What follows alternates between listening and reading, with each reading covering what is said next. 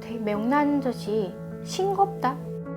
제가 어렸을 때 먹었던 그 북한에서 먹었던 모든 젓갈은 다 짰어요. 안 짜게 만드는 게 사실 기술의 핵심이라고 생각하고 있었거든요. 우리가 흔히 알고 있는 명란은 다 일본식이고 그러니까 이게 너무 재밌는 거예요. 그러니까 명란에 어떻게 보면 잃어버린 반쪽의 세계가 있는 거였거든요. 그 세계로 계속 뭔가 부름을 받는 듯한 느낌이라고 해야 되나?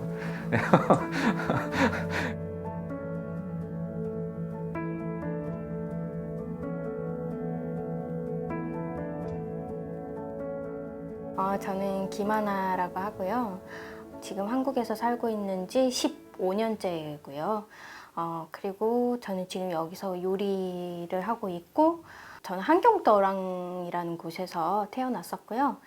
사실 어랑하면 개월 되면 가장 많이 잡히는 게 사실 명태고요. 대부분이 그 마을의 한 3분의 2가 저거예요. 그러니까 어부들이거든요. 네. 저희 아빠도 어부셨고요. 제가 듣기로는 아빠가 한 16살? 그때부터 배를 탄 걸로 알고 있어요. 그래서 가장 기억에 많은 게 아마 명태죠. 네. 아빠가 갖고 와요.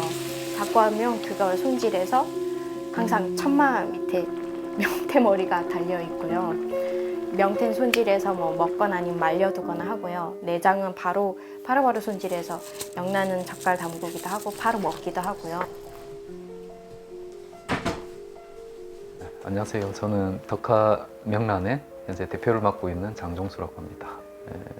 2006년도에 이제 아버지께서 같이 좀 했으면 좋겠다 그렇게 해가지고 2006년도에 이제 같이 내려오게 됐고, 보니까 이제 아버지께서 그 명란을 계속 만들어 오고 계시더라고요.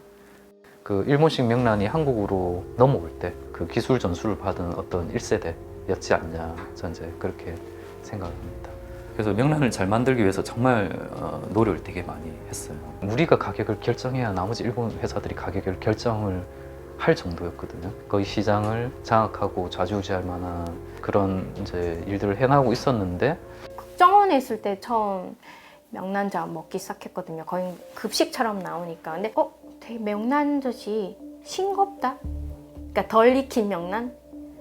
그런 느낌이었어요. 그렇게 염도가 낮은 명란은 그때 처음 먹어봤고요. 요즘 우리가 흔히 알고 있는 명란은 다 일본식이고, 네, 제가 어릴 때 먹었던 명란은 그냥 거의 짠맛. 안 짜게 만드는 게 사실 기술의 핵심이라고 생각하고 있었거든요. 제가 기억하기로는 2010년도 정도 됐던 것 같아요. 그래서 이제 일본 출장을 갔다가 그 일종의 책을 하나 발견했는데, 그게 이제 명태자 개발사라는 책이거든요. 되게 좀 충격적이더라고요. 왜냐하면 보니까 이제 일본의 멘타이코가 어떻게 쭉 발전이 됐는가를 기술을 하는 첫 번째 출발점이, 그게 이제 그 조선과의 만남인 거죠. 그러니까 한반도와의 만남. 명태 개발. 해방 전까지, 예를 들어서 45년 전까지 명란에 있어서 진짜 중심은 한국, 그러니까 조선. 원래 명란이 우리나라에 있다가 일본으로 넘어갔다가 거기서 카르시 멘타이코로 발전이 돼서 다시 우리나라로 들어오는 게 맞다. 한국적인 그 명란에 대한 그 부분이 되게 궁금하기 시작하더라고요. 명란을 키워드로 삼아서 우리가 뽑을 수 있는 자료가 어디까지 나오는지, 기록상에 어떻게 남아 있는지를 한번 좀 찾아보자. 이렇게 해서 이제 그 인문학자를, 그분들을 좀 투입을 해가지고 사실 이제 저희가 연구를 했습니다. 명란이라고 하는 표기가 1600년대에 승정원 일기에 나오거든요. 우리는 아무리 적어도 1600년경부터는 명란을 먹어왔을 거라는 추정이 가능한 거죠. 그리고 1700년, 1800년대가 정말 그 명태라고 하는 그 생선 자체가 진짜 산처럼 쌓여있는 조선의 식재료. 그러면 당연히 명란도 똑같은 그런 소울푸드의 위치를 차지했을 거다. 이제 이런 것들이 이제 확인이 좀 되더라고요.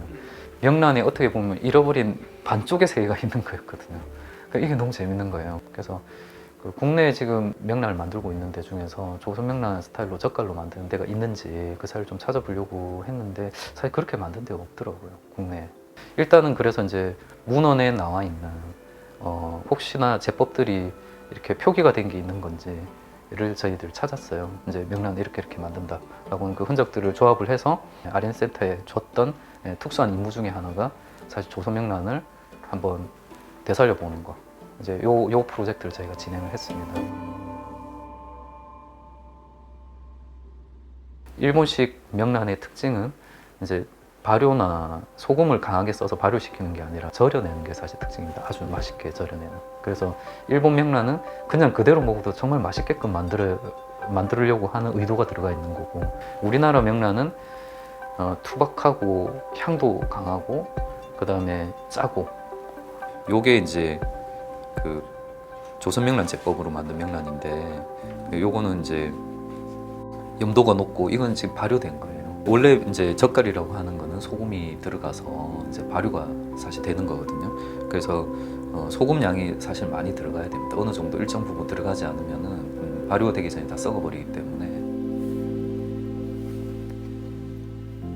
만약에 냉장고가 있었고 뭔가 그런 보관할 수 있는 그 온도 조절이 되는 곳이 있었다면 아마 제 생각에는 그 염도가 그렇게 높진 않았을 것 같은데, 보관을 오래 하기 위해서 염도를 높인 거거든요. 제가 어렸을 때 먹었던 그 북한에서 먹었던 모든 젓갈은 다 짰어요. 이런 형태의 짠맛 있잖아요. 그러니까 발효가 됐을 때 향기롭지만 좀 짠맛이 강한 느낌의 식재료가 서양으로 친다 그러면 엔초비처럼 분명히 그런 느낌들이 있거든요.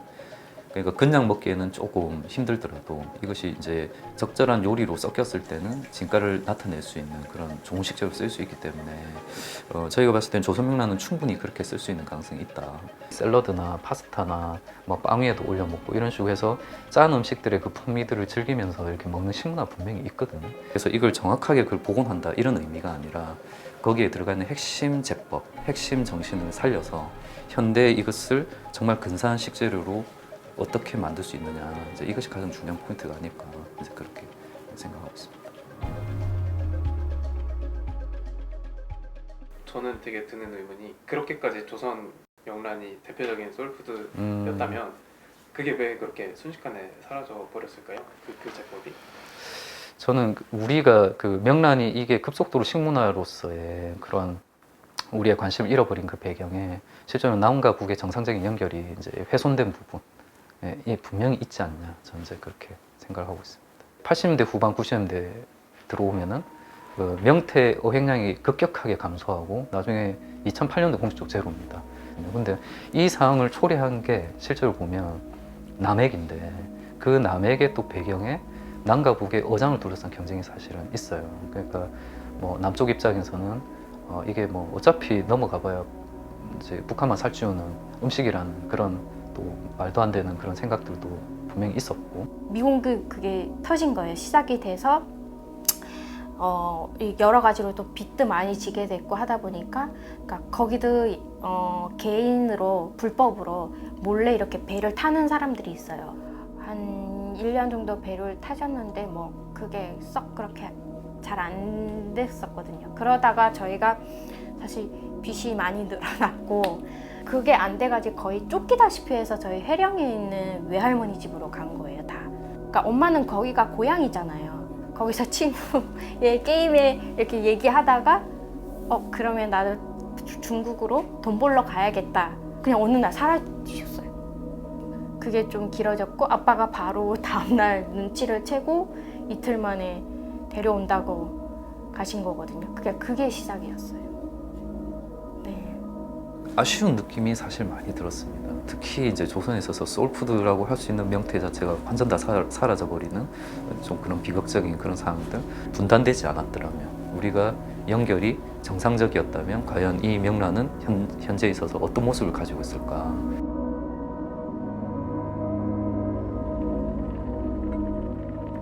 이거는 지금 명란 짜박이라고 하는 건데요. 쉽게 말씀드리면 약간 강된장 같은 느낌이에요. 명란으로 만든. 명란찌개랑 좀 다른 거죠, 저거는? 네. 자박자박하게 끓인다고 해서 짜박이라고 하는 거예요.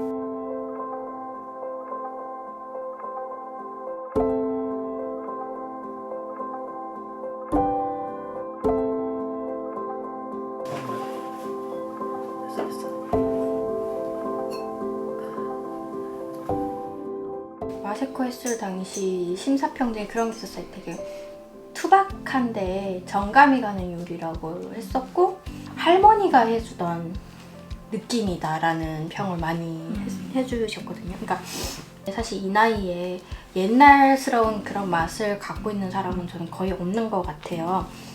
그게 저한테는 장점이라고 저는 생각이 들고 요즘 사실 전통적인 요리가 많이 사라졌어요. 근데 그게 많이 남아있는 게 아직 북한 요리들이고 그러니까 그런 재료나 요리 만드는 비법이나 이런 것들이 다 아직까지는 그대로 변형이 안 된 상태거든요. 그러니까 그거를 알고 있는 게 저잖아요. 그리고 또 전 여기 와서 또 요리를 배웠고 그러니까 그런 게 둘 다 저한테는 공존하기 때문에 북한 남한을 다 알고 있는 사람으로서 요리를 할 때도 사실 그런 게 다 섞여 나오거든요. 그래서 앞으로도 계속 그렇게 발전을 더 해서 계속 그런 기법으로 요리를 만들어가는 게 제 강점이기도 하고 제가 그렇게 하는 게 맞다고 저는 생각이 들어서 앞으로도 계속 이렇게 요리를 할 것 같습니다.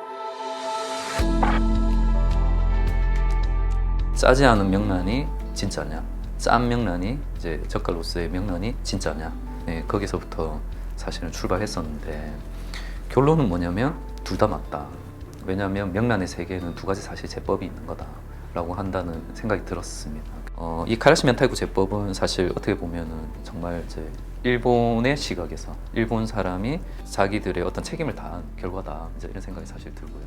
조선 명란이라고 하는 거는 사실 어떻게 보면 한반도에 사는 사람으로서 우리 전체의 그런 어떤 그 역사, 기억, 이제 그 계보를 이어와서 현대적으로 다시 재탄생시킨 거기 때문에 이 부분도 정말로 의미가 있는.